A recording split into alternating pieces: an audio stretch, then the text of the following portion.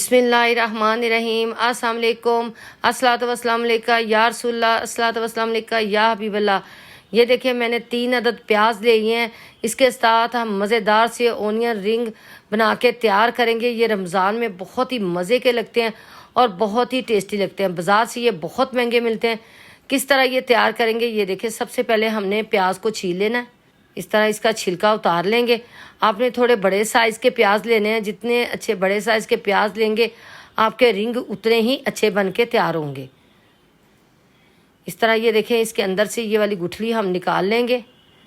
तीनों प्याज़ों को इसी तरह हमने छीलना है और ये देखें, ये इस तरह हमने दरमियान में से इसको कटिंग कर लेनी है। और ये देखें, आपने थोड़े मोटे साइज़ के रिंग बनाने हैं, फिर ज़्यादा अच्छे आपकी कोटिंग भी होगी और बहुत ही मज़े के ये रिंग वाले प्याज बन के तैयार होते हैं। आप इसी तरह बनाइएगा, इंशाल्लाह ताला आपको रमज़ान में बहुत पसंद आएंगे। ये जो बकाया पीस है हम निकालते जाएंगे। ये किसी भी हांडी के अंदर आप चॉप करके डालें तो कटिंग करके डालें तो ये प्याज को ज़ाया नहीं आपका जाएगा। ये देखें, ये कुदरत की तरफ से हर साइज़ के इसके अंदर आपके देखिएगा छोटे बड़े रिंग बन के तैयार होंगे। इसी तरह आपने तमाम रिंग बना के तैयार कर लेने हैं। ये देखें, कुछ छोटे होंगे कुछ बड़े होंगे, ये इसी तरह के होते हैं। मेरी वीडियो पसंद आए लाइक और शेयर ज़रूर किया करें। अपने कमेंट बॉक्स में ज़रूर बताया करें आपको मेरी रेसिपी कैसी लगी। ये देखें, माशाल्लाह से तमाम रिंग बना के मैंने तैयार कर ली है। अब हमने इनकी कोटिंग तैयार करनी है। सबसे पहले हमने इसके ऊपर थोड़ा सा मैदा डस्ट करना है।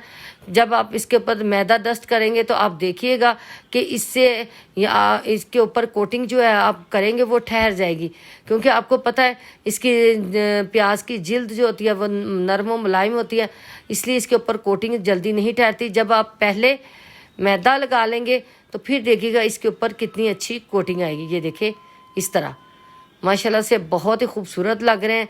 अभी हम तैयार करेंगे तो फिर देखिएगा कितने अच्छे लगते हैं।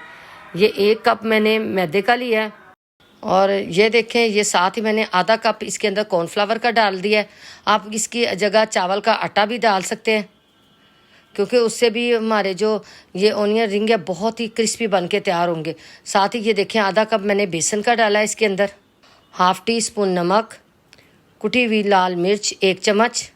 आप अपने टेस्ट के मुताबिक इसके अंदर कम या ज़्यादा मसाले कर सकते हैं। देख लीजिएगा आपने जिस हिसाब से आप ओनियन रिंग बना रहे हैं उसी हिसाब से आप इसके अंदर कम या ज़्यादा कर सकते हैं मसाले। ये साथ ही 1 चम्मच मैंने कुटा हुआ ज़ीरा लिया है, भुना कुटा हुआ ज़ीरा है ये। और इसको हमने आहिस्ता आहिस्ता पानी डाल के तो इसका पेस्ट तैयार कर लेना। आपने एक गाढ़ा सा पेस्ट इसका बना के तैयार करना है। और ये देखिए माशाल्लाह से बहुत अच्छा सा हमारा पेस्ट बन के तैयार हो गया है। इसी तरह का हमें पेस्ट चाहिए। और ये देखें, ये मैंने ब्रेड क्रम्स लिए हैं। सबसे पहले हमने इसको बेसन के अंदर इस तरह डिप करना है। बेसन और मैदे का जो कॉर्नफ्लावर का हमने मिक्सचर बनाया उसके अंदर डिप करेंगे। उसके बाद दूसरे हाथ से आपने इसके ऊपर अच्छे तरीके से ब्रेड क्रम्स की कोटिंग करनी है। ये देखिए, इस तरह दबा दबा के करेंगे तो बहुत ही अच्छी कोटिंग बन के तैयार होगी। ये देखिए माशाल्लाह से, ये देखिए कितनी अच्छी कोटिंग बनी है। ये देखिए, इसी तरह हमने तमाम ओनियन रिंग्स बना के तो तैयार कर लेने। और ये देखिए माशाल्लाह से ऑयल मैंने ऊपर रख दिया है, उसके अंदर मैंने ओनियन रिंग्स डाले हैं। और अब आप देखिएगा इनको लाइट ब्राउन करके हम निकालेंगे। बहुत ही खूबसूरत से हमारे ओनियन रिंग बन के तैयार होंगे। इसी तरह आप भी तैयार करें और इफ्तार में इस्तेमाल कीजिएगा। इंशाल्लाह ये आपको बहुत पसंद आएंगे। बहुत ही मज़े के और ये टेस्टी ओनियन रिंग बन के तैयार होते हैं। ये देखें, दोनों तरफ से हमने इसको लाइट ब्राउन कर लेना है। तो लाइट ब्राउन करके तो फिर हम इनको निकालते जाएंगे। ये देखिए माशाल्लाह से कितने खूबसूरत हमारे ओनियन रिंग बने हैं। और ये देखें माशाल्लाह से ओनियन रिंग हमारे तैयार है। खस्ता से मज़े के बहुत ही मज़ेदार से ओनियन रिंग बने हैं। इसी तरह आप भी ये प्याज के रिंग बनाएं और बना के ये देखें इनको तैयार करें। बहुत ही खूबसूरत से खस्ता मज़े के ये बन के तैयार होते हैं। इफ्तार में बना के तो मुझे ज़रूर बताइएगा कि आपकी ये रेसिपी कैसी बनी। और इसके साथ ही मुझे इजाज़त दें। अल्लाह हाफिज़। अपनी दुआओं में याद रखिए।